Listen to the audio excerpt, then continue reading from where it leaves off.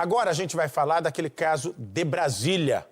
Aquele enfermeiro da morte, técnico de enfermagem na realidade, acusado, apontado pela morte de 3 pessoas dentro da UTI.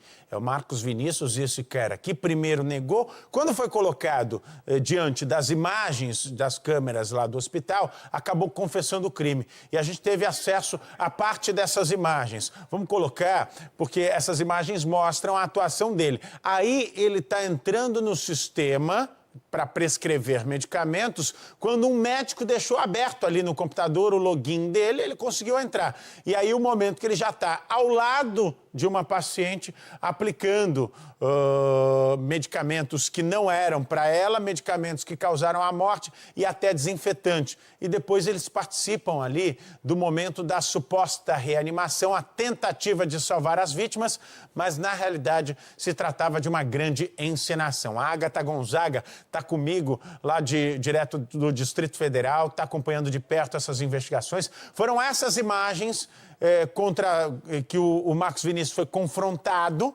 e aí ele acabou confessando, olha, eu fiz. E aí deu algumas versões para esse caso, mas essas imagens foram fundamentais para que a polícia chegasse à conclusão de que, de fato, ele tinha responsabilidade na morte dessas pessoas. É isso mesmo, Agatha?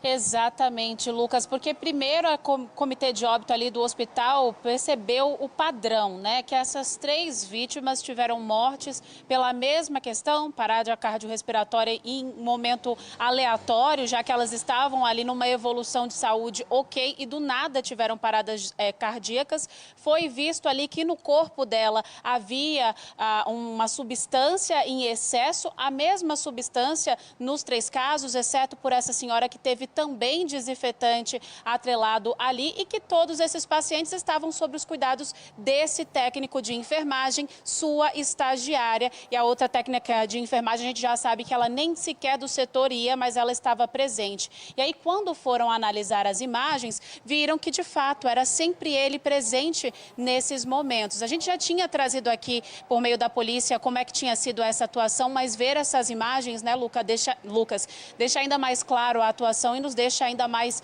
chocados. A gente vê ali um momento em que ele usa o computador, possivelmente entrando no sistema médico para prescrever e tentar tirar dele ali a autoria de que ele decidiu colocar essa quantidade toda de remédios para as vítimas. Depois tem até um momento que me chamou muita atenção, Lucas, que é ele assistindo a parada cardíaca acontecendo nesse paciente, os colegas tentando reverter e ele ali observando. A gente sabe que ele também, em hora, participava para tentar disfarçar também a autoria, mas a imagem que nós tivemos acesso, ele está destacado ali no canto apenas observando. E também foi flagrado com essas imagens a participação das moças, né, que tinham ciência do que estava acontecendo.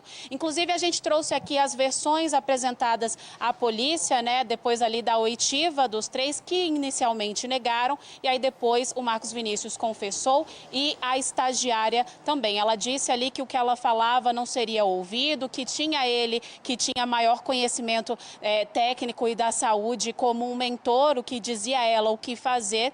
Então ela até poderia desconfiar, mas não achava que poderia falar alguma coisa, por isso que ela responde pela omissão, assim como a outra. E o Marcos Vinícius, que chegou a dizer que estava nervoso, que o hospital estava tumultuado no momento das mortes, lembrando que temos 2 mortes em um dia e outra morte no mês seguinte, então teve um intervalo, e depois apresentando outra versão, dizendo que esperava aliviar a dor desses pacientes. Os familiares, é claro, devem ouvir essa versão apresentada por ele com muita indignação, afinal de contas, são 3 pacientes que chegaram no hospital com problemas simples, dores no estômago, um deles foi dirigindo para o hospital com uma dor de cabeça, foram internados e, infelizmente, saíram ali com seus atestados de óbitos entregues para a família. A gente, Lucas, continua acompanhando esse caso porque a polícia ainda está analisando o que tem nos celulares, nos aparelhos telefônicos, demais eletrônicos desses 3 técnicos de enfermagem. Lembrando que eles foram presos temporariamente, mas a polícia já estuda a possibilidade para pedir a conversão dessa prisão de temporária para preventiva também, Lucas. Agora, esse cara, para a polícia, se trata de um psicopata. É claro que precisa de um laudo médico para que isso seja atestado, mas a polícia acredita que ele pode ser um psicopata, ou seja, tem prazer em matar.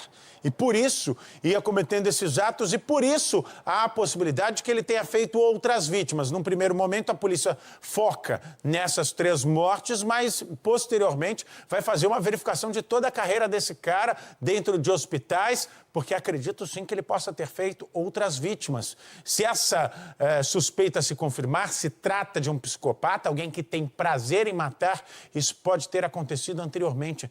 Mas e as outras mulheres? Por que não interferiram? Por que acompanharam? Por que disfarçaram? É a pergunta que fica. 3 psicopatas dentro de um mesmo hospital trabalhando juntos? A probabilidade é muito pequena. Por isso a polícia segue nessa investigação. Agora são 5 horas.